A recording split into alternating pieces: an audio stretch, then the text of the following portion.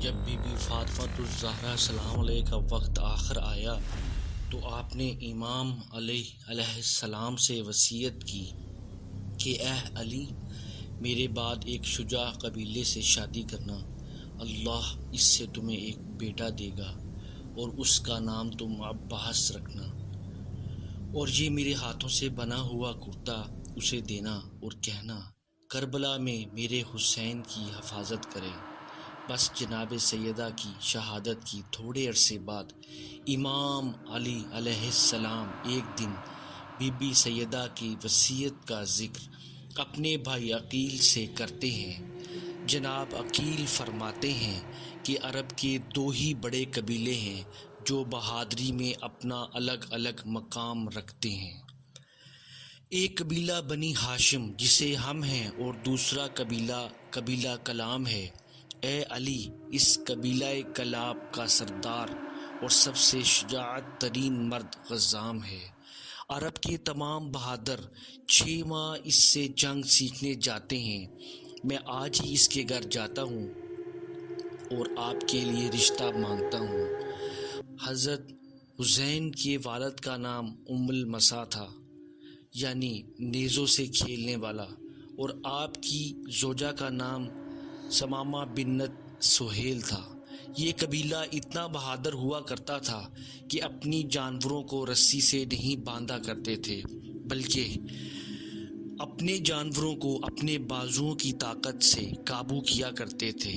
بس ادھر سے جناب عقیل چلتے ہیں اور وہاں حضرت غزام کی بیٹی جس کا نام فاطمہ تھا، جو بہت ہی سخی، با ادب اور اہل بیت کے گھرانے سے محبت کرنے والی تھی۔ آپ کے والد نے آپ کا نام فاطمہ حضرت محمد مصطفیٰ صلی اللہ علیہ وآلہ وسلم کے عشق میں رکھا تھا کہ رسول اللہ کی بیٹی کا نام فاطمہ ہے تو میں بھی اپنی بیٹی کا نام فاطمہ رکھتا ہوں، تاکہ روز قیامت میری بیٹی فاطمہ رسول اللہ کی بیٹی فاطمہ کی کنیز بن کر اٹھے۔ اتنے میں آپ کی بیٹی خواب دیکھتی ہے کہ آسمان سے ایک چاند ان کے ہاتھ پر گرتا ہے اور 3 ستارے ان کی جھولی میں آ کر گرتے ہیں۔ بیوی جیسے ہی یہ خواب اپنی والدہ سے ذکر کرتی ہے، ابھی بی بی خواب بتا رہی تھیں کہ اتنی دیر میں جناب عقیل دروازے پر صدا دیتے ہیں۔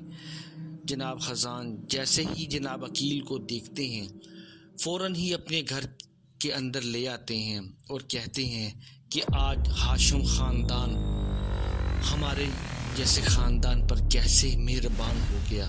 جناب عقیل فرماتے ہیں کہ میرے بھائی علی کا رشتہ آپ کی بیٹی فاطمہ کے لیے لے کر آیا ہوں۔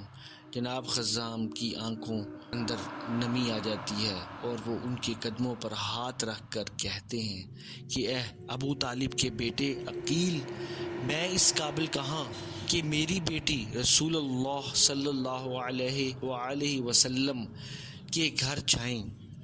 یہ تو آپ کی کرم نوازی ہے۔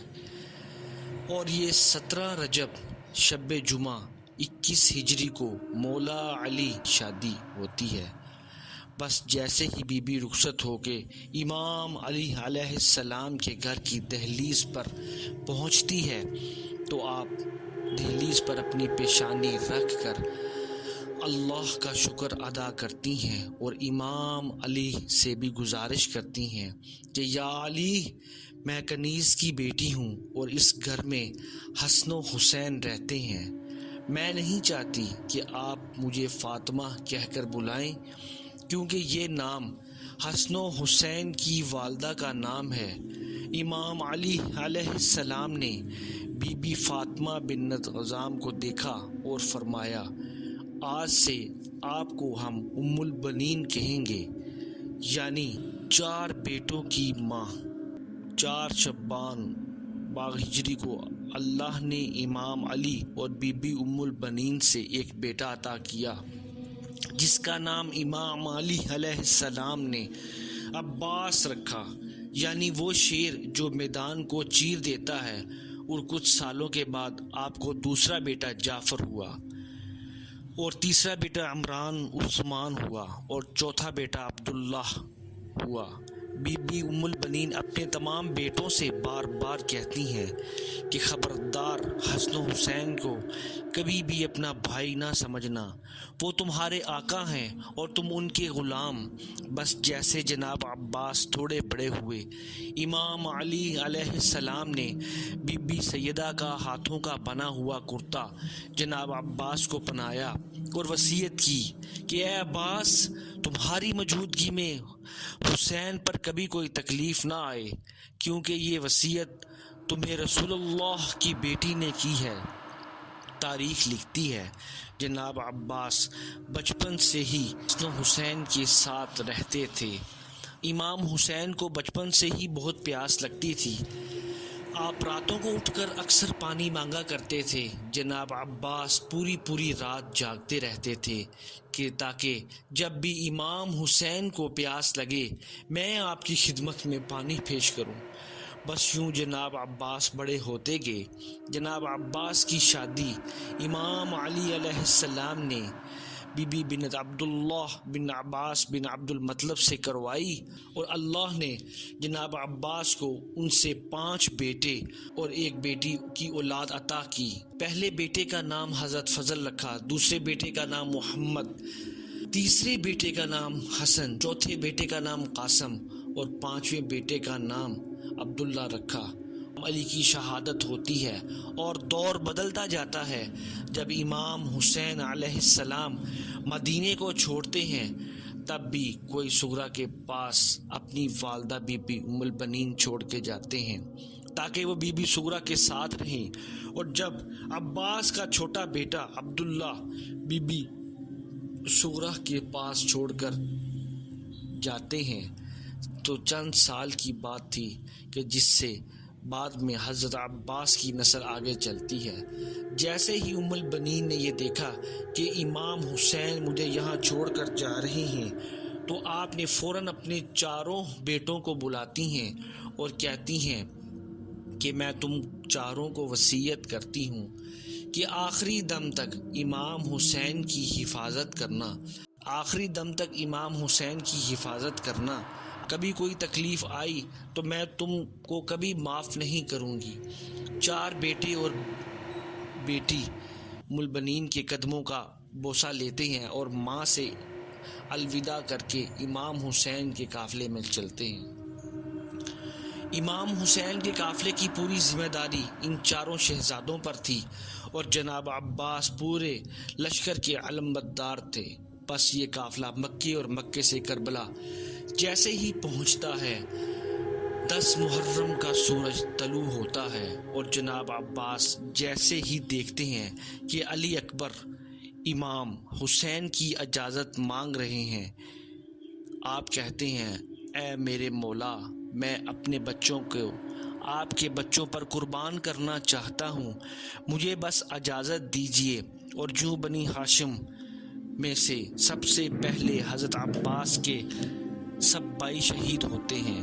جب تینوں بھائی شہید ہو جاتے ہیں تو پھر آپ اپنے بچوں کو امام حسین کے قدموں پہ قربان کرتے ہیں اور پھر اپنے لیے اجازت طلب کرتے ہیں تو حضرت امام حسین فرماتے ہیں اے عباس، تو میری فوج کا علم بردار ہے۔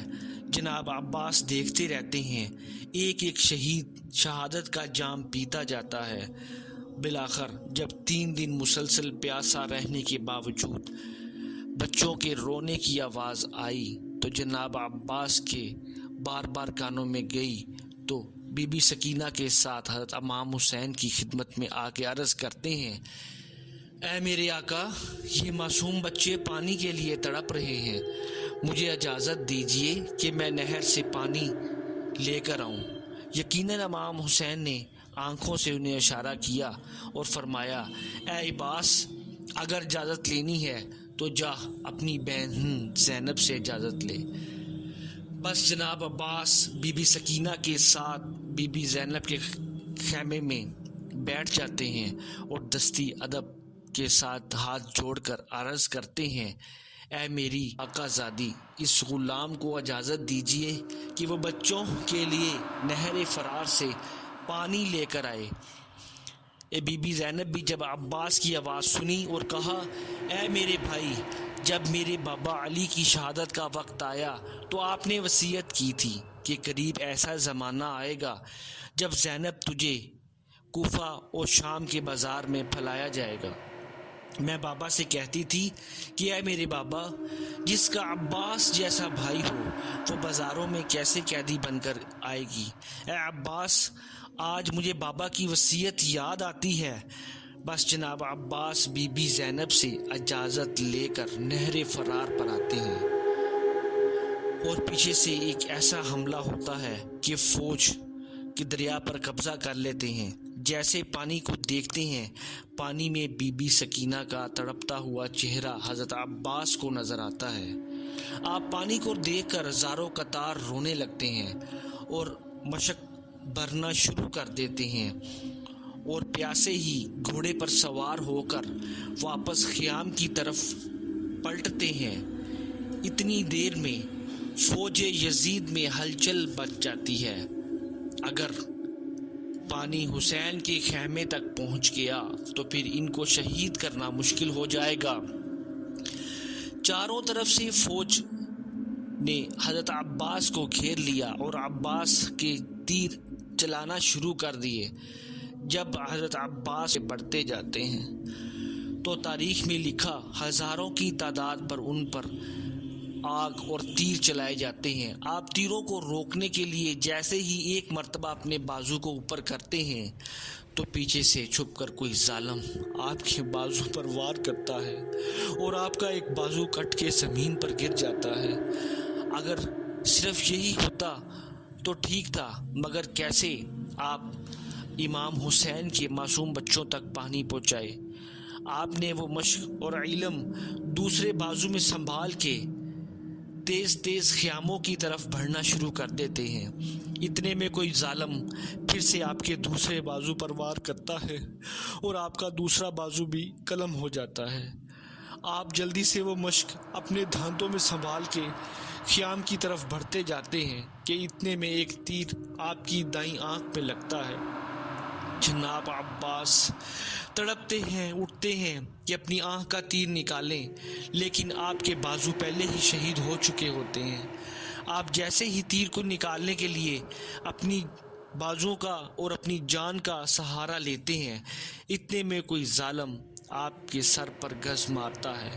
آپ گھوڑے سے زیر زمین اترتے ہیں اور پوری فوج مل کر آپ پر حملہ کرتی ہے، آپ کے جسم کو زخمی کر دیتی ہے اور آپ کو زمین کی طرف گرتا ہوا دیکھ کر حضرت امام حسین لشکر کو چیخ کر حضرت عباس کے پاس آتے ہیں اور ان کا سر اپنی گود میں رکھتے ہیں۔ جناب عباس کہتے ہیں میرے آقا، میں نے آپ سے کبھی کچھ نہیں مانگا، لیکن میں نے اپنی ماں سے سنا تھا جب میری ولادت ہوئی تھی تو میں نے سب سے پہلے آپ کے چہرے کی زیارت کی تھی۔ آج میرا وقت آخر ہے اور یہ غلام چاہتا ہے کہ آپ کی زیارت کر کے اس جہاں کو چھوڑوں، لیکن آج عباس اتنا مجبور ہے کہ ایک آنکھ میں تیر لگا ہوا ہے اور دوسری آنکھ میں خون بھرا ہوا ہے اور بازو میرے کٹے ہوئے ہیں۔ اور میرے آقا، اگر آپ کو تکلیف نہ ہو تو آپ میری آنکھ کا خون اپنے ہاتھوں سے صاف کر دیجئے تاکہ میں آپ کی زیارت کر سکوں۔ بس جناب عباس کا آنکھوں سے بڑا خون حضرت امام حسین اپنی عبا سے صاف کرتے ہیں۔ جناب عباس امام حسین کے چہرے کی زیارت کرتے ہیں اور وصیت کرتے ہیں، اے میرے آقا، آپ سب تک میری لاش میدان سے میرے خیمے کی طرف لے جا رہے ہیں۔ میری یہ وصیت ہے کہ میری لاش کو خیمے میں نہ لے جانا، کیونکہ وہاں سکینہ وہاں منتظر ہے کہ چچا پانی لے کے آ رہے ہیں۔ جب میری لاش کو بی بی سکینہ دیکھتی ہے تو ان سے برداشت نہیں ہوگا، آپ بس مجھے یہیں چھوڑ دیجیے گا۔ بس یہ کہہ کر جناب عباس دارالفنا سے دارالعقبہ کی طرف کوچ کرتے ہیں اور امام حسین علیم خالی مشکوں کی خیموں میں لے آتے ہیں اور سب بیٹیاں روتی رہتی ہیں اور حضرت امام حسین کی شہادت کے بعد بیویوں کو قید کر دیا جاتا ہے بس جیسے ہی امام حسین کی شہادت کی خبر بشیر کو ملتی ہے تو بشیر مدینے میں گھوڑے پہ سب کو کہتا جاتا ہے کہ اے مدینے والو، کربلا میں حسین کو شہید کر دیا گیا ہے۔ جیسے ہی یہ آواز بی بی کے کانوں تک آتی ہے، آپ اپنے پوتے عبداللہ کے ساتھ بشیر کے پاس آتی ہیں اور کہتی ہیں، اے بشیر، کون سا حسین مارا گیا؟ بشیر کہتا ہے، اے بی بی، آپ کو نہیں پتا، حسین، حضرت امام حسین۔ کہتی ہیں کہ میں نہیں مانتی، عباس اس وقت کہاں تھا جب؟ بشیر کہتا ہے، اے بی بی، حسین سے پہلے حضرت عباس کو اور اس کے سارے بھائی مارے گئے۔ بی بی کہتی ہیں، شاید تو عباس کو نہیں جانتا، عباس سے بڑا پہلوان اس عرب کی زمین پر کوئی نہیں۔ عباس کیسے شہید ہو گیا؟ وہ کہیں رو کے کہتا ہے، اے بی بی، جناب عباس امام حسین کے بچے جو 3 دن سے پانی نہر فرات سے پانی لینے جا رہے تھے، وہاں پر کوئی ظالم آپ کے سر پر قرض مارتا ہے، آپ کھڑے وہیں زمین سے گرتے ہیں۔ تو بی بی کہتی ہیں، میرے عباس کا قد اتنا بلند تھا کہ وہ گھوڑے پر بیٹھتے تو زمین ان کے قدموں کا بوسہ لیتی۔ عباس سے بڑا کسی کا وزن تھا، کس کا قد تھا کہ کس نے اس کے سر پر گز مارا تو وہ زمین پر بیٹھ کر کہتا ہے، اے بی بی، پورے لشکر نے مل کر عباس کے اوپر تیر چلائے اور دھوکے سے ان کے بازو کاٹ دیے اور تیروں کی بارش سے ان کی ایک آنکھ بھی نکال دی۔ جیسے ہی ان کی ایک آنکھ میں تیر لگتا ہے، جناب عباس اس تیر کو نکالنے کے لیے جھکتے ہیں، اتنے میں کوئی ظالم آپ کے سر پر گز مارتا ہے، آپ گھوڑے کے سے نیچے گرتے ہوئے زمین پر گر جاتے ہیں۔ بی بی جیسے ہی یہ سنتی ہے تو زمین پر بیٹھ کر زاروں قطار رونا شروع کر دیتی ہے۔ بی بی جنت البقیع کی طرف یہ باتیں سنتی ہوئی بھاگتی ہوئی جاتی ہے، وہاں پر اپنی انگلی سے چاروں قبریں بناتی ہے، چاروں قبریں اپنے بیٹوں کی بناتی ہے، پھر اپنی انگلی سے حضرت امام حسین کی قبر بناتی ہے اور دن رات وہاں روتی رہتی ہے۔ جو بھی بی بی کو ام البنین کہتے ہیں، پاک فرماتے ہیں کہ اب مجھے کوئی بھی ام البنین نہ کہے، کیونکہ میرے سارے بیٹے کربلا میں شہید ہو گئے ہیں۔ تو وہ پہلی محترمہ جنہوں نے سب سے پہلے امام حسین کے مرثیے لکھے اور ان کی بنیاد رکھی، اب پورا دن حضرت امام حسین پر مرثیے لکھتی ہیں، اتنا روتی تھیں کہ جب تک سالوں کے قید کے بعد بی بی زینب اور دوسری بیویاں مدینے آتی ہیں۔ مدینے رونے کے بعد ان کی آنکھوں کی بنیائی چلی جاتی ہے۔ بی بی زینب اور تمام بیویوں کو پرسہ دیتی ہیں۔ تاریخ نے لکھا، جو بھی مدینے میں آتا، کبھی بھی ام البنین کے گھر کے پاس سے گزرتا، آپ کے مرثیے میں اتنا درد ہوتا کہ وہ زاروں قطار روتا ہوا بچے جیسا روتا رہتا۔ اس بات کا علم جب مدینے کے حاکم کو ہوا کہ یہ بی بی دن رات روتی ہے اور امام حسین کے غم میں مرثیے کہتی ہے، تو وہ بی بی زہرا کو زہر دیتا ہے اور بی بی امام حسین کی شہادت کے 3 سال کے بعد 13 جمادی الثانی 64 ہجری کو دارالفنا سے دارالبقاء کی طرف کوچ کرتی ہیں اور پھر امام سجاد علیہ السلام آپ کی قبر المبارک جنت البقیع میں بناتے ہیں۔ سلام ہو بی بی ام البنین پر، سلام ہو جناب عباس پر، اور سلام ہو کربلا کی تمام بیویوں پر۔